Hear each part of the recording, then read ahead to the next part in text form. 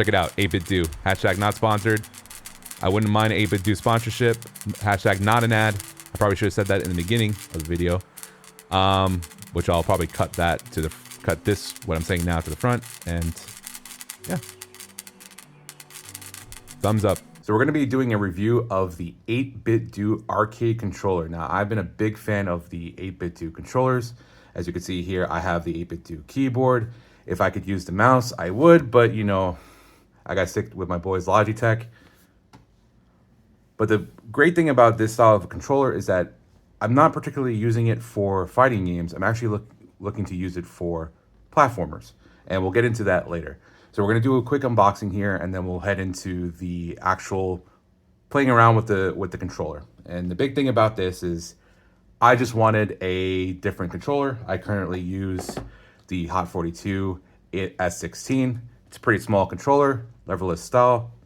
But I just wanted to try out the 8BitDo because, you know, I want to have the aesthetic, right? So let's go ahead and do a quick unboxing. I've already unwrapped the shrink wrap here. So we're going to go ahead and open the box. Pretty nice packaging. I'm going to go ahead and take this out. It's all backed up. Pretty hefty. Compared to the Hot 42, it's very light.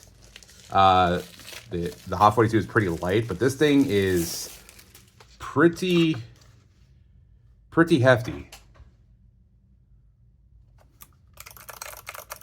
Very clicky mechanical switches. The Hot 42 style switch is a Kale red switch. This one is using the Kale wizard switch.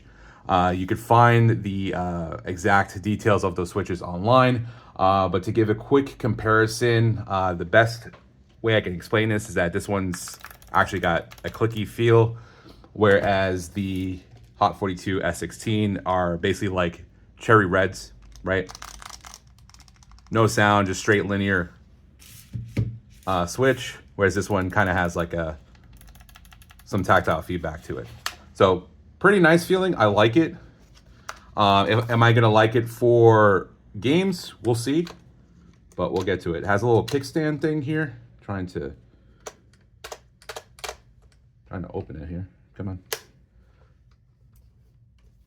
on. It's also wireless, which is also nice, which makes sense why the price is. I'll put the price on screen, but it makes sense why the price is what it is. Actually, this kind of magnets, I guess. Yeah. So this kind of magnetizes inside. That's pretty cool.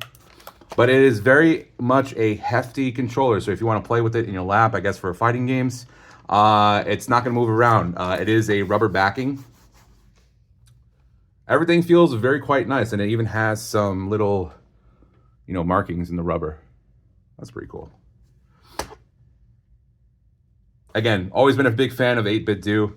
I'm very critical when it comes to hardware and stuff, and these guys do things very, very well. So let's go ahead and put this aside and see what else is in the box. We got our manual. Oh, this is pretty nice. Comes with a little case with extra switches or covers, key covers. Put that there. And a USB-C cable. There you go. So we're gonna go ahead and plug it in, see how it works out. Probably need to update it, and we'll come back in a second. So after running into some technical difficulty, one should always remember this one acronym, and that is RTFM. I will let you Google what that means.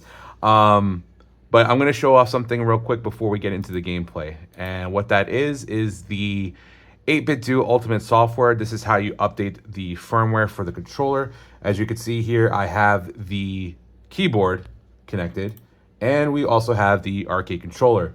Now, before I updated it, the version number was 1.01 like beta. So I just updated it to the latest release, but that wasn't the issue that I was having. Which I'll get to in a second. The other thing here is that you can set up profiles for it as well. So if we go to the profile, we can create a new profile. TSAT, I can't type apparently. And we can go ahead and map each of these individual buttons to whatever you want them to be. You could set up macros if you if you want to be a little cheater. And and there's also a setting for SOCD for games that don't really have input cleaning. So if you press two movement buttons at the same time, some games will register a left and a right at the same time, and that will cause some interesting behavior in some fighting games. For me personally, I set it for last input first. And I use that for pretty much all games that I play, including the platformer that I am going to show you eventually once I finally get there. So we're going to go ahead and close that. We're going to go to the game, and I'm going to show you exactly what the problem was and why I made an assumption. And that is why you don't assume. I will leave it to you to look up the assume, thing. Similar to RTFM, right? On this keyboard, you have a very similar switch. You have BT for Bluetooth. You have off for technically wired. Let me emphasize that. When it's off, it is set for wired mode. And then you have the 2.4 for the 2.4 gigahertz wireless mode. But for controllers, it's a different story because we have to remember that there is different types of inputs. For example, Switch has its own input style. Windows has its own input style, like X input or D input. I think it's the input. It's two different ones. Xbox has its own style, whatever. And the difference between that and this is that this comes across as a Xbox 360 controller, regardless of what you do. This one, however, since it has switches on it, you must change it from off, which is not wired, to X for X input. And then if you want it for the switch, then you flip it over to the left side for the switch. Now, when I read the manual, I did read the manual, but I also misread it. I didn't notice that there was two descriptions for wired connectivity, and I probably should have opened the box and showed you this. So if I pull out the manual here, my handy dandy manual, I was on this particular page. And you see here it says wire connection, switch mode to S. But, if you read it from left to right like a normal American, which I am, you would think, you would go back more to make sure that you're not looking at the switch section. So what I read was for the switch section, and what you're supposed to do is for the window section, right? Duh. So we have that explanation here, wire connection, switch it to X, yada, yada, yada. So we finally got all that taken care of. We're finally good to go. We're going to pack this box back up.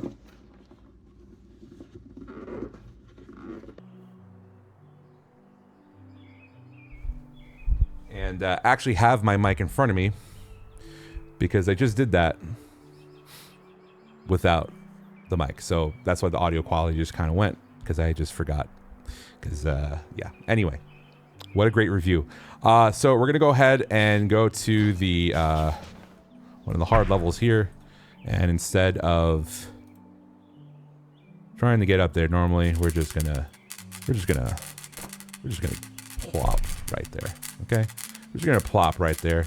We're gonna go ahead and do Yada Difficult. If you don't know what this game is called Dustforce. It is a movement-based platformer. If you are familiar with Celeste came out after this game, but these two games are very difficult. And this game in particular can be very difficult. The community is absolutely incredible. There is a lot of smart individuals in this community that have made tons of different maps, ton of cool scripts. This game is completely community driven nowadays, with mods, cool levels, all that kind of stuff. So if you're into hard platformers, even if you're not into hard platformers, if you want to get into platformers normally, as just a casual player, the normal game is just fine. But this is one of the hardest levels in the stock levels that comes with the game. And it's called Yada Difficult. So It's been a while since I played. I've been playing a lot of Marvel Rivals. And as you can see here, I suck really bad now. So I'm going to focus up a little here. Don't be shit. And not suck. We can't dash there. Hold on. There we go. Nope, fucked it. Fucked it again. Probably going to do a little skip. Never mind. We're good.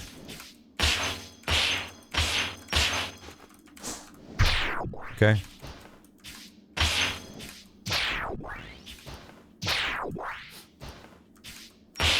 Probably gonna skip a little bit of this video.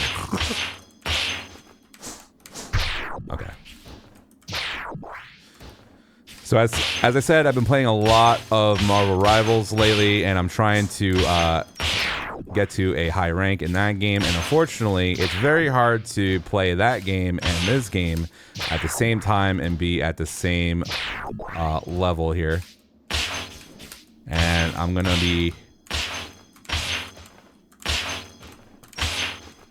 Okay.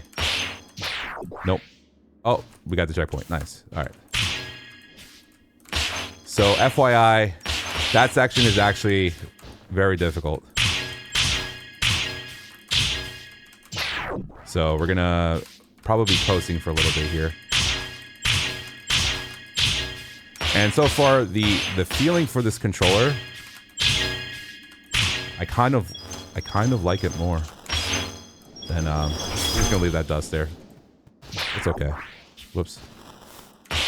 We're not looking for a full complete here. We just want to get the feel of the controller. So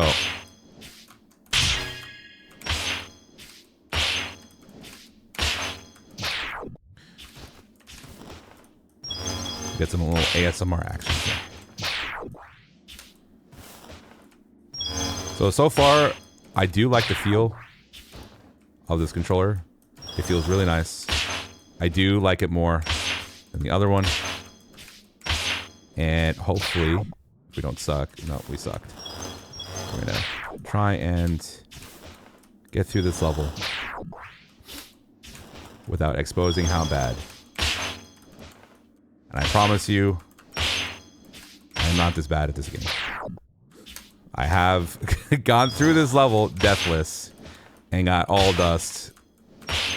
But as you can see, it can be a very difficult game. There are players that are definitely significantly better than I am. And if you want to check out the Dustforce community, it is discord.gg/Dustforce. They host events, map making events, casual tournaments, one of which is called DLC, where it doesn't matter where your skill level is. You could be very, very good. You could be brand new to the game. There is something for everybody. And as long as you participate, you are doing something good for your team. And at some point, I will be able to dash through that section without dying. One day. So this section is actually one of the hardest sections in the map. So a lot of runs die here. And if I was paying attention, I would have made it through. Because I got through the hard part and then I instantly died on the easy part. So we will get there at some point. But that's okay. We're getting more comfortable with the controller as we play more and more. There we go.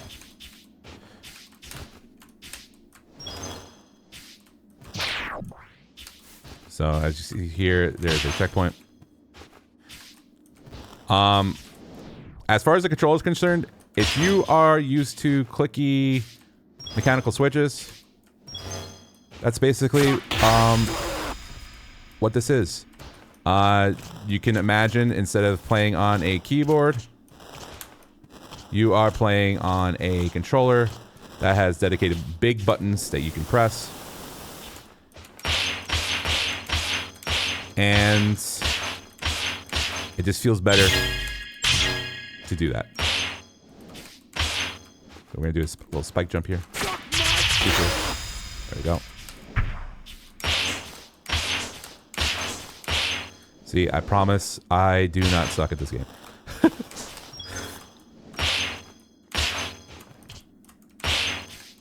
Nice.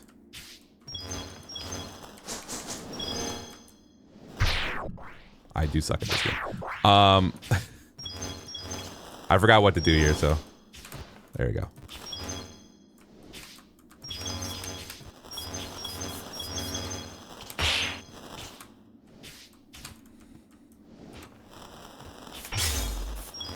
We're just gonna run across here.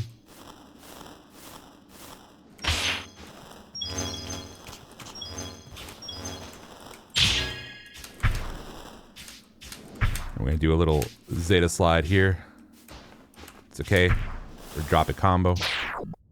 Oh, that's interesting. Hold on. So something I just ran into. So I'm used to pressing a certain button to get a dash jump, which was just recently legalized. There's a dedicated button that that has been modded in, so you could do something like this. Notice that I have to press 2 buttons at the same time, but they have to be the same frame. And there's been a lot of discussion about this, and a lot of different keyboards are either capable or incapable of that. If you want to understand it a bit more, you can actually look up the what is it called? What's the game called? Titanfall 2. There was a discussion in Titanfall 2 about implementing a certain button combination because there's something to do with like hardware polling and the way that the game recognizes it and all that kind of stuff.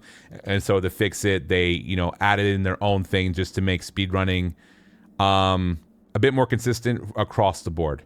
And so it's a bit more approachable. And the Dustforce community had to do something similar because some keyboards can do this dash jump and some cannot.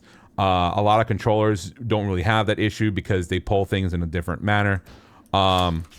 So there is a way to do this with just pressing 1 button, which you can go ahead and bind.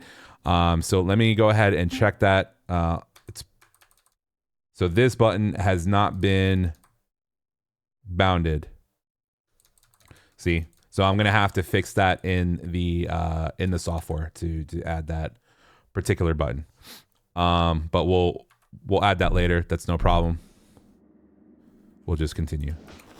But I tried to dash jump and it didn't come out, and I thought I was bad, but in reality the controller just doesn't have the same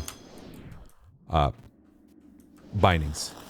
Now the interesting thing is that I didn't need to make any changes between the Hot 42 and this one, which is why I ran into that. I didn't need to rebind anything, which I found interesting. Okay, if I could just hit that slope, I can. There we go. All right. So we're now at the end,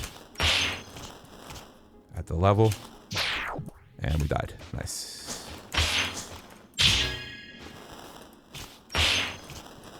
So the whole point of the end here is that it's supposed to play back the music that you first hear in the beginning of the game. It kind of just does a callback, but unfortunately, I can't hear the music right now, or even if it's playing, I can't really hear it because I'm trying to hear how this sounds, how the controller sounds.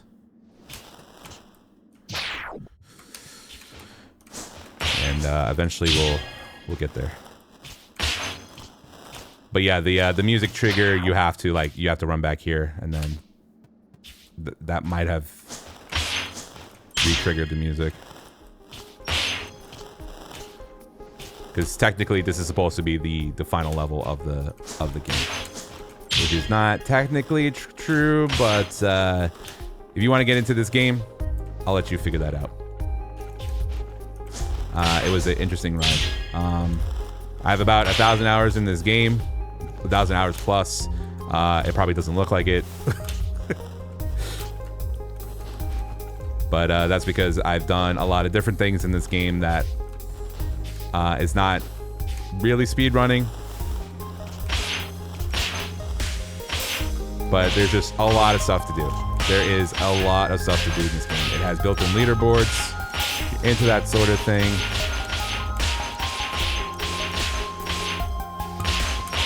Very cool people in the community. And we are about to finish. Do this at the ending so we don't sweat dust. Even though we didn't collect all the dust, so we're probably going to get like an A completion. It's probably going to be an AD. There you go. And there's my proof down here that I did actually SS this level. And what SS means is that you got all dust, you got all enemies in the level, and finesse is that you didn't drop combo or die. Because, you know, if you died, it's technically dropping combo, right? So it's because I died too many times. I died 49 times. You know, obviously it's going to be the lowest grade that you can get. So, thoughts on the controller. If you have a keyboard that is clicky, you're probably already familiar with how this is going to feel. Just imagine if your keyboard just had big buttons like the controller did. It's going to feel about the same way. Same thing how I feel about... I know I keep making comparisons to this one because this is the first leverless controller that I played on. This is what I swapped to after I swapped from a normal style controller. These are, again, the equivalent of silent reds, very linear press, compared to a clicky press of these buttons. It feels really nice. It feels very solid. It feels very good.